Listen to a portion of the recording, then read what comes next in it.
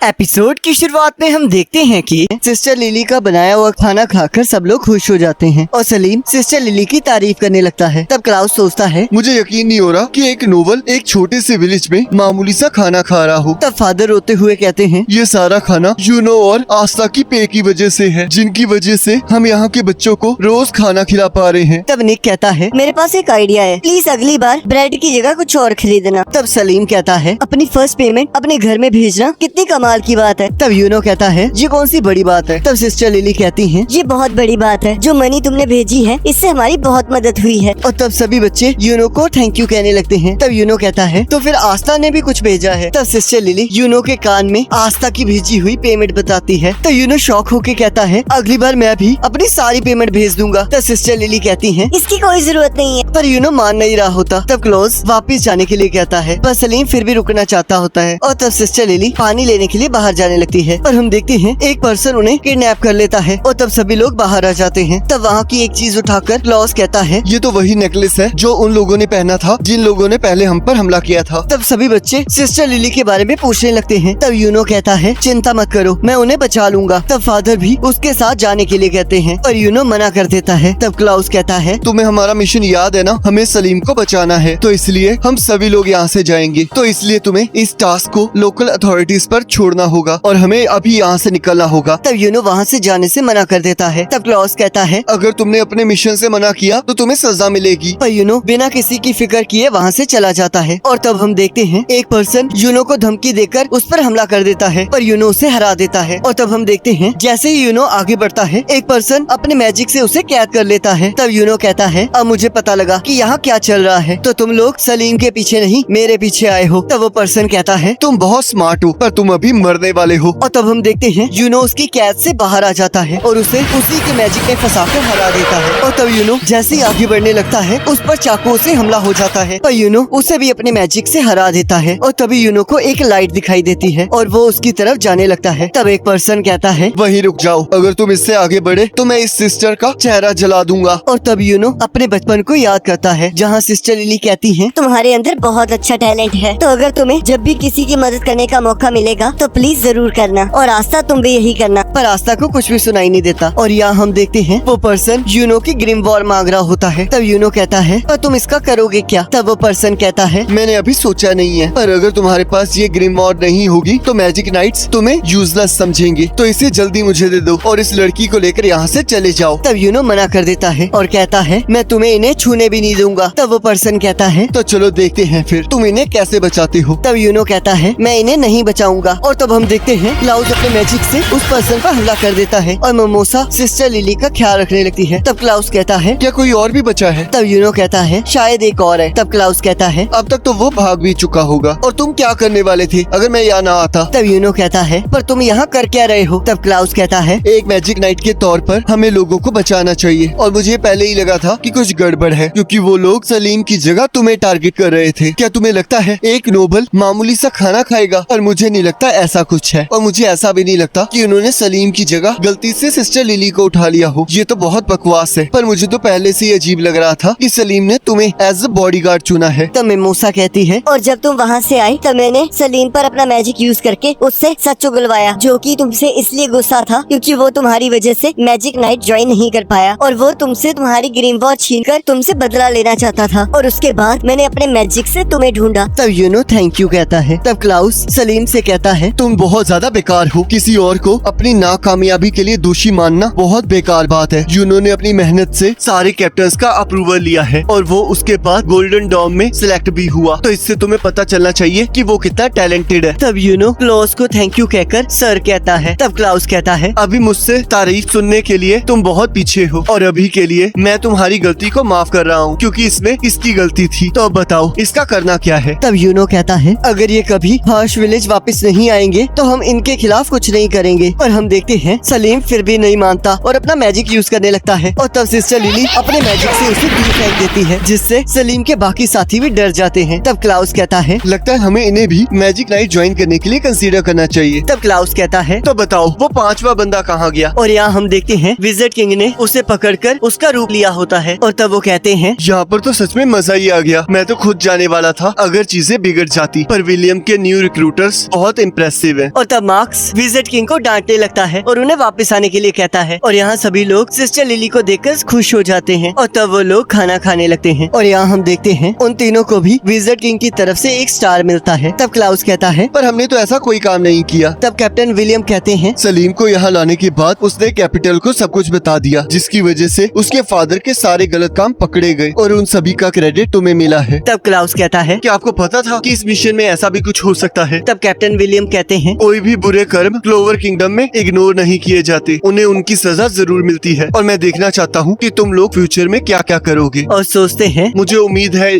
तुम कुछ कमाल करके दिखाओगे। तब क्लॉज कहता है अच्छी बात है कि हमें एक स्टार मिला है, पर तुम अगली बार अकेले कहीं नहीं जाओगे। और हम देखते हैं उससे कैजुअली लेता है, पर क्लाउस उसे वादा करने के लिए कहता है, पर फिर भी उसकी बात नहीं सुन रहा होता। और यहाँ हम देखते हैं को स्टार मिलने की वजह से आस्था भी कॉम्पिटिटिव हो जाता है और कहता है मुझे तो लगा था हम उनके पास पहुंच रहे हैं। तब नोबेल कहती है क्या तुम पागल हो, हम अभी भी -30 पे हैं। तब आस्था कहता है ये बस 101 स्टार की बात है, हम उन्हें जल्दी ही पकड़ लेंगे।